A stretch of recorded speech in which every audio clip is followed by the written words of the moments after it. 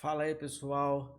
Esse é o Tech a Tech, o podcast que é para falar sobre tecnologia e eu sempre vou convidar alguém que desenvolve tecnologia. Então a gente vai conversar com programador, designer, tech lead, toda essa galera responsável pelo processo de desenvolvimento de software.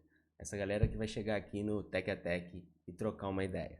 Beleza? Mas antes de eu convidar essa galera, nesse primeiro episódio aqui, eu preciso falar um pouco de mim e o porquê que vai surgir o podcast, né? Por que eu quero falar sobre tecnologia com quem desenvolve tecnologia. Beleza? Então, para a gente começar aí, eu vou falar um pouco de mim.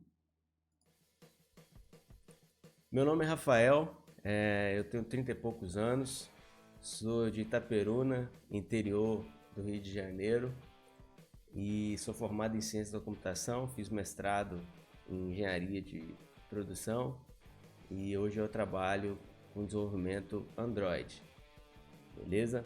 Só que para eu falar isso, esse é o final, né? Final não, né? Esse é o presente.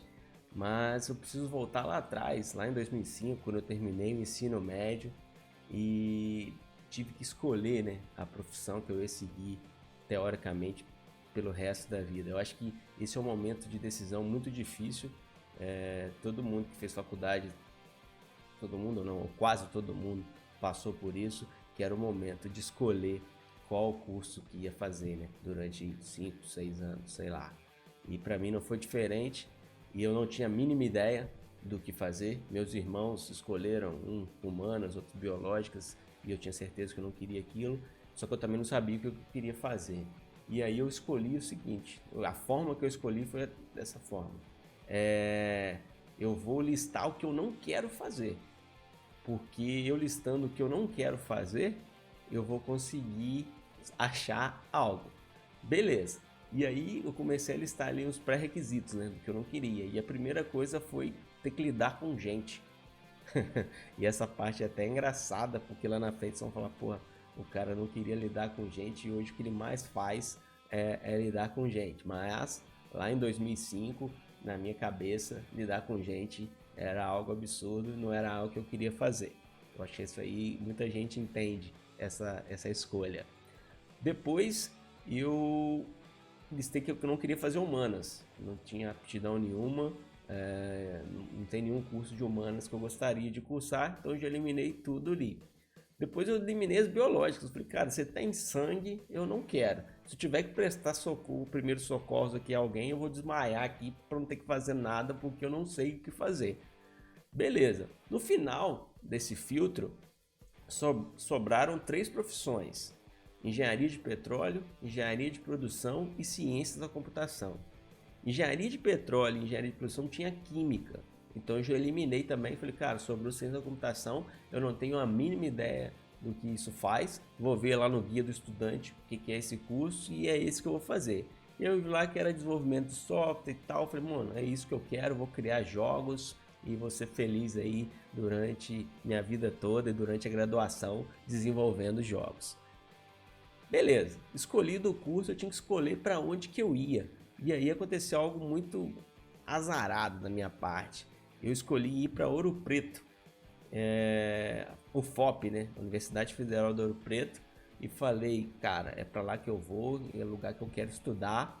Só que eu dei um azar muito grande que minha mãe viajou para Ouro Preto com meu pai e ela acordou tipo assim 6 horas da manhã.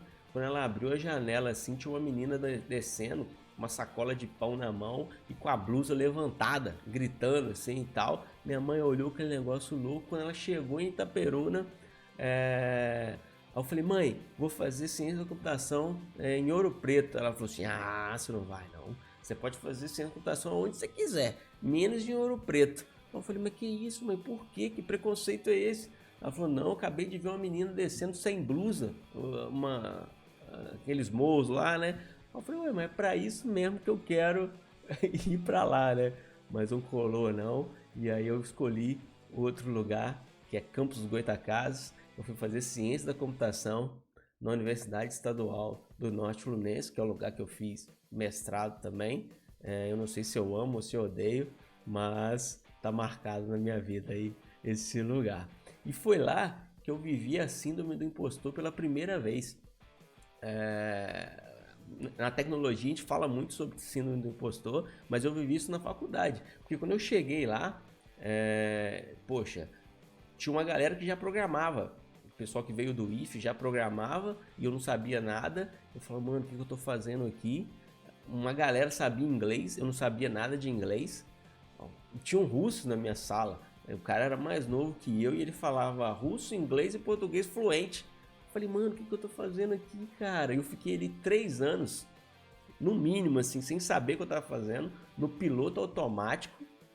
Eu tava ali. Eu fui indo, cálculo 1, cálculo 2, 3, métodos, física 1, física 2, e a galera já programando em Ruby, e eu, caraca, que doideira, no C, tava lá em tela preta ainda, depois fui pro Java, e aí eu achei o J2ME.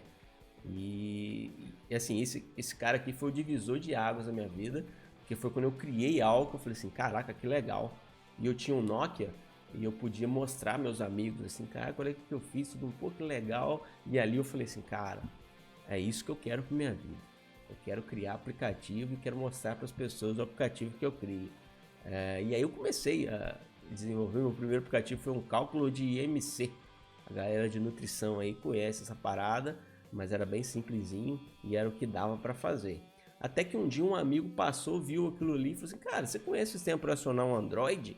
Eu falei, cara, eu nunca ouvi falar. Aí ele falou assim, cara, muita gente tá usando, aquele negócio é muito louco, não sei o que e tal. E aí eu comecei a estudar o Android, eu acho que em 2011, 2011, 2012, não sei. E aí eu comecei a criar aplicações para Android, comprei meu primeiro Android e assim, o Android me deu tudo que eu tenho hoje, assim. O Android me ajudou a fazer meu TCC, o Android me ajudou meu primeiro estágio, meu primeiro emprego, depois a entrar na faculdade para dar aula, para entrar no mestrado, tudo o Android esteve ali. E então eu sou muito grato aí a esse sisteminha que o Google mantém aí. E aí, assim, eu criei dezenas de aplicativos. O primeiro que eu publiquei na Google Play foi o Médico do SUS. Foi uma grande sacanagem que eu fiz com os médicos na época lá. Não sei, tem muito tempo, tá? 2012, eu acho. E eu lembro que eu paguei $25, eu acho que até hoje, né? Pra você ter uma conta do Google. Eu não tinha dinheiro nenhum, gastei... Era R$50, né? Hoje tá caro pra caramba, mas na época era R$50. E 3 meses depois eu já tinha mais de $30 só com propaganda. Ele teve muito download na época, pro ano, né? Para aquela, sei lá, 10 mil pessoas usaram. E muita gente me xingou assim, mas foi minha primeira experiência publicando aplicativo, foi muito legal. Logo depois eu fiz o Finanças Simples, que ele teve quase 100 mil downloads, eu mantenho ele até hoje. Ele passou por todas essas mudanças que o Android teve aí. E assim, meu xodó mesmo, gosto muito. Sempre que eu vou falar de tecnologia com alguém, eu conto esse caso que eu fiz, poxa, em Itaperuna, no interior do Rio. E pô, milhares de pessoas usaram e usam o aplicativo até hoje. E aí, assim, eu consegui convencer 2 amigos, o Edson e o Rodrigo. O Rodrigo era meu calouro, o Edson era da minha turma, que fazer aplicativo era algo legal, que a gente devia montar uma empresa para fazer aplicativos pra gente. E a gente montou a Powell. A gente tinha uma ideia de criar aplicativos que a gente imaginasse. A gente não queria ficar sendo fábrica de software, não. A gente queria criar nossas ideias de Jirico lá, a gente criava. E um caso bem legal foi o Enquetes. Hoje eu fico respondendo um monte de enquete inútil no LinkedIn, no Instagram. Só que a gente fez há uns 6, 7 anos atrás um aplicativo só de enquetes, que você entrava lá, publicava uma enquete e a galera votava. Não deu muito certo, depois de alguns meses a gente abandonou ele. Mas eu ainda acho que aquela ideia era muito boa até hoje, apesar de não ter dado certo. Mas aí logo depois a gente começou a desenvolver o Garçom, que virou uma startup. Depois muita gente trabalhou no Garçom, a gente teve milhares de usuários, centenas de restaurantes cadastrados, e a nossa ideia era você chegar no restaurante, ler um QR Code e fazer o pedido pelo seu celular, sem precisar chamar o garçom nem nada. E essa ideia para mim parece muito boa até hoje, só que era muito difícil a gente vender, a gente não conseguia vender isso, a gente chegava nos lugares, ninguém aceitava tal, e aí a gente deu uma pivotada e a gente imitou o iFood. A gente falou, quer saber? Se a gente não consegue entrar dentro do restaurante para pedir, a gente vai pedir de casa. Vamos fazer o que o iFood faz, porque já está validado e funciona. E aí deu certo, muita gente começou a entrar no aplicativo por conta disso e a gente começou a crescer bastante, bastante.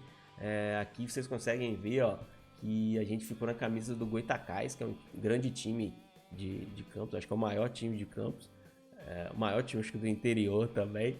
E quando eles subiram, estavam muitos anos na segunda divisão do Carioca. No ano que eles subiram para a primeira, o garçom estava na camisa deles e foi muito legal, assim, uma experiência, pô, uma startup numa camisa de um time de futebol.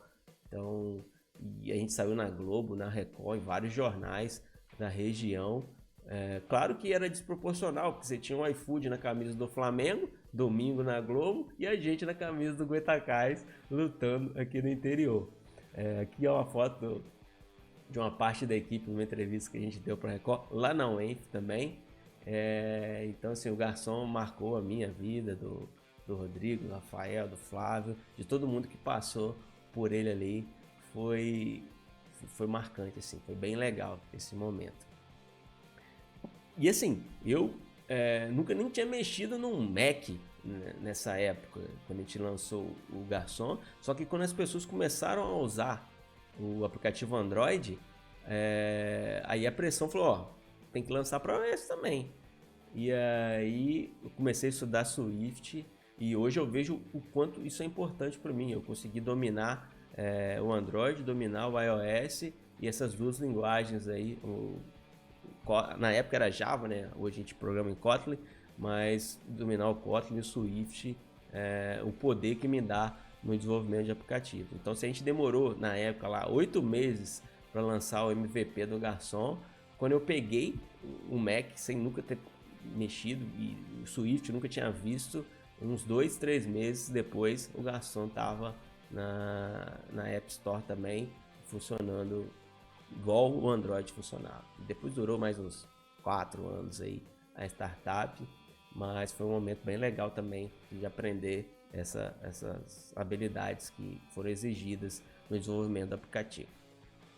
Só que aí eu fui fazer mestrado, no meio disso tudo, nessa doideirada toda, fui fazer mestrado e surgiu a oportunidade de dar aula na Faculdade Redentor. E aí eu fui, sem nunca ter dado aula na vida, fui dar aula no curso de Sistemas de Informação e de Engenharia de Produção também. E alguns anos depois eu virei coordenador do curso de Sistemas e do curso de Tecnólogo em Jogos Digitais. Esse curso era EAD.